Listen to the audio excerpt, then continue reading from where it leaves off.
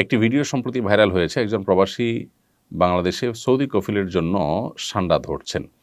প্রশ্ন হলো, সান্ডা খাওয়া জায়েজ আছে কিনা? সান্ডা সাধারণত মরুভূমিতে হয়ে থাকে এবং এটি সরীসৃপ প্রজাতীয় একটি প্রাণী, দেখতে গুই সাপের মতোই অনেকটা। এই সান্ডা, এটাকে কোরআন এবং হাদিসের ভাষায় দব বলা হয়। এখনও আরব দেশগুলোতে এটাকে দব বলা হয়। এই সান্ডা খাওয়ার ব্যাপারে ৩ ধরনের হাদিস পাওয়া যায়। ৩ ধরনের হাদিসই আসলে বিশুদ্ধ। একটা হাদিসে নিষেধাজ্ঞা প্রমাণিত হয়, এক হাদিসে রান্না করার পরে ফেলে দেওয়ার কথা প্রমাণিত আছে, আবার কোনো কোনো হাদিসে নবীজির সামনে সাহাবায়ে কেরামের খাওয়ার কথা বর্ণিত হয়েছে। তো এ সম্পর্কে নিষেধাজ্ঞার হাদিসটি বর্ণিত হয়েছে আবু দাউদে, যিনি বর্ণনা করেছেন আব্দুর রহমান ইবনে শিবিল রাহিমাহুল্লাহ। যে হাদিসটিকে ইবনে হাজার আসকালানি রাহিমাহুল্লাহ হাসান বলেছেন, সেই হাদিসটির ভাষ্য হলো যে নাহান নবী সাল্লাল্লাহু আলাইহি ওয়াসাল্লাম আন আকলি লাহমিদ দব, নবী সাল্লাল্লাহু আলাইহি ওয়াসাল্লাম দব বা সান্ডার গোশত খেতে নিষেধ করেছেন। এটা পরিষ্কার নিষেধাজ্ঞা। আরেকটি হাদিস বর্ণিত হয়েছে মুসনাদে আহমদে, যেটিকে ইমাম ইবনে হাজাম এবং ইমাম আইনি এবং শাওকানি রাহিমাহুল্লাহ তারা সহিহ বলেছেন।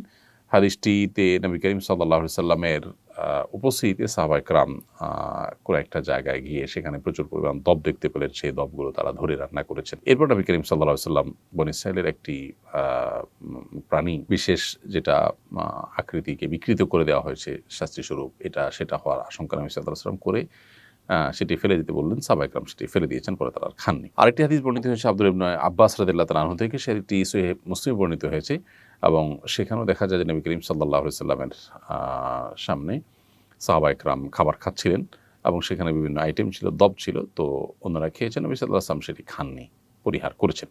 তো ৩য় নম্বর হাদিস থেকে অনুমোদন বোঝা যায়।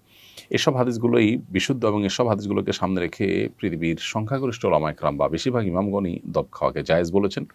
আর হানাফি মাযহাবের ওলামায়ে কেরাম এটিকে মাকরুহ বলেছেন, অপছন্দনীয় বলেছেন। মাকরুহ বলার ক্ষেত্রে আবার অনেক ওলামায়ে কেরাম মাকরুহ তাহরিমি বলেছেন, কেউ তানজিহ বলেছেন হানাফি ওলামাদের মধ্য থেকে। তো বেশিরভাগ ওলামায়ে কেরাম এটি খাওয়াকে জায়েজ বলেছেন। কারোর রুচিতে নাবাদল তিনি না খেলেন, সেটি সম্পূর্ণ ভিন্ন বিষয়। জেহাদউদ্দিন আপনি লিখেছেন, বর্তমান সমাজের অনেক পরিবারে শাশুড়ি ও বউয়ের মাঝে কলহ লেগে থাকে। এ ধরনের সমস্যার সমাধানের উপায়টা কি? বেশিরভাগ পরিবারগুলোতেই দাম্পত্য কলহ মূলত বউ শাশুড়িকে ঘিরেই শুরু হয় এবং এটির ফলশ্রুতিতে কত ছেলে যে এ পর্যন্ত আত্মাহুতি দিতে হয়েছে বা তারা আত্মহত্যার পথ বেছে নিয়েছেন অনাকাঙ্ক্ষিতভাবে, অপ্রত্যাশিতভাবে, সেটা আসলে বলার অপেক্ষা রাখে না। তো বউ শাশুড়ির মাঝে যে কলহ, এই কলহ দূরের উপায়টা কি? এটা দূরের উপায় হলো, প্রত্যেকটা মানুষের দায়িত্ব আছে, তার কর্তব্য আছে এবং তার অধিকারের সীমারেখা আছে। এটার জানাশোনা বাড়াতে হবে, এটার আলাপচারিতা বাড়াতে হবে, সচেতনতা সৃষ্টি করতে হবে। আমাদের দেশে যারা মারা সন্তানকে অনেক বেশি ভালোবাসেন, সবার চেয়ে বেশি ভালোবাসেন সন্দেহাতীতভাবে। কিন্তু এই ভালোবাসার কারণে সন্তানকে অনেক সময় মা এমন বেশি আগলে রাখেন, যেটা আসলে মা হিসাবে তার অধিকারের সীমা ছাড়িয়ে চলে যায়। যেমন বিয়ের পর ছেলে তার স্ত্রীকে নিয়ে সংসার যখন করা শুরু করে, অনেক মা চান যে প্রত্যেকটা বিষয়ে তার সাথে কথা বলা হবে, তিনি সবকিছু শুনবেন, বলবেন। এটা অনেক ক্ষেত্রেই বাড়াবাড়ি। মায়েদের এটা বোঝা উচিত। সন্তান যখন বড় হয় তখন তার নিজস্ব মতামত সৃষ্টি হয়। যখন তিনি বিয়ে করেন তখন তার সাথে তার স্ত্রীর মতামতে সে যুক্ত হয়। এখানে মা অবশ্যই তাকে গাইড করবেন, তাকে পরামর্শ দিবেন, মতামত দিবেন। মায়ের অবশ্যই চাওয়া থাকতে পারে, কিন্তু সেটার একটা সীমা রেখা থাকতে হবে। ধরুন, ছেলে উপার্জন করছে, ছেলে উপার্জন করার পর ছেলের উপার্জনকে কে নিয়ন্ত্রণ করবে? স্ত্রী চান তিনি নিয়ন্ত্রণ করবেন, মা চান তিনি নিয়ন্ত্রণ করবেন।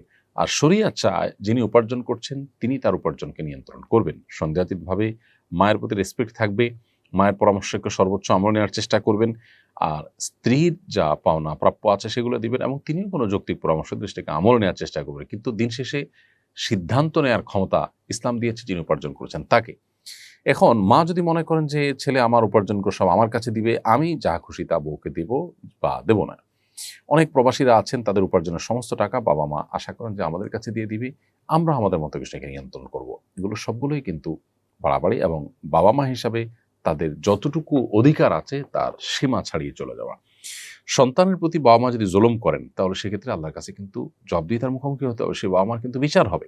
অতএব এই মাত্রা জ্ঞানটা আমাদের মধ্যে খুবই কম এবং এর কারণেই কিন্তু কলহগুলো বেশিরভাগ ক্ষেত্রে হয়ে থাকে। অতএব মা হোক বাবা হোক, তাদের যে অধিকার সেটা অবশ্যই সবার চাইতে বেশি, আল্লাহর পরে আল্লাহ রসুলের পরে সবচেয়ে বেশি অধিকার তাদের, সন্দেহ নেই। কিন্তু সেই সাথে সেটার একটা সীমা আছে। শরীয়ত একটা সীমানা দিয়েছে, সো সেই সীমাটা আমাদেরকে মেনটেন করে চলতে হবে। একই কথা স্ত্রীর ক্ষেত্রে প্রযোজ্য। আপনার স্বামী উপার্জন করে আনছেন, এখন কি করবেন না করবেন, কাকে দিবেন না দিবেন সব আপনি দেখবেন না, এটা একেবারেই অযৌক্তিক কাজ। আপনার প্রাপ্য অধিকারটা পাচ্ছেন কিনা, আপনার ভরণ পোষণ যথাযথ পাচ্ছেন কিনা, মাও দেখবেন যে মারটা পাচ্ছেন কিনা।